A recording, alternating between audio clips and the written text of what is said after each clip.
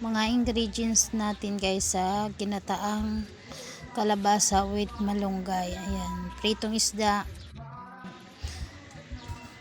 malabnaw na gata, tapos espisong gata, lamas, kalabasa. Una, ilagay natin ang malabnaw na gata. Human ang mga lamas.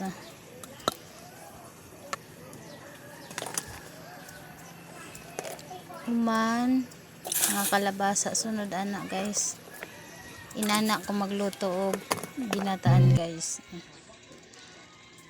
Human himbukal na guys, butangan nato na siya asin, pampalasa, bitsin, magic, kahit ano pwede.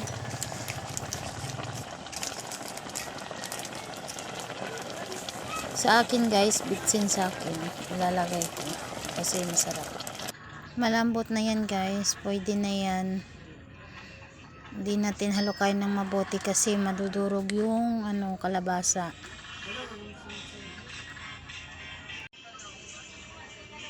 Ilagay na natin ang espisong gata guys. Yan, wala akong nilagay ng kahit anong tubig guys para masarap, puro gata talaga siya.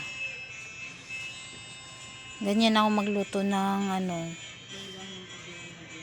ginatang kalabasa. Tapos lagyan na natin yung pritong isda kasi malambot na yung niyan kalabasa at baka masubraan sa lambot. Ayan, ilagyan natin yung pritong isda,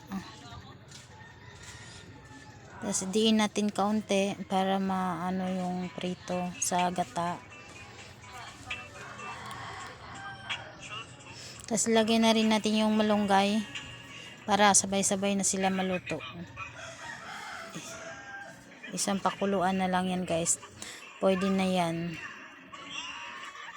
Yan, diin din natin kaunti. Yan guys, kumulo na siya guys.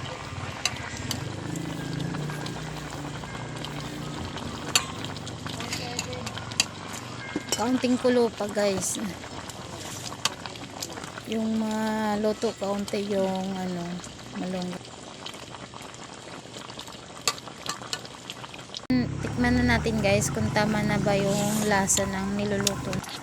Yan, masarap po siya. Lagay na natin siya guys sa plato.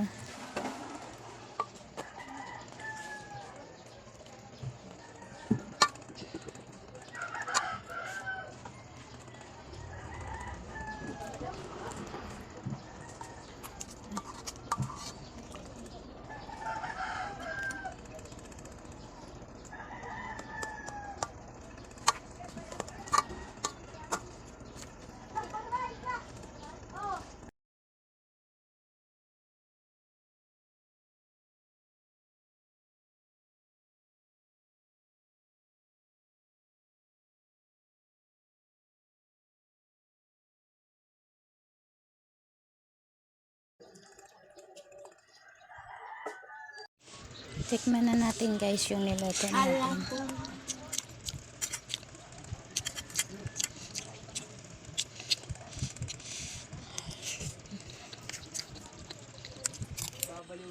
Sarap.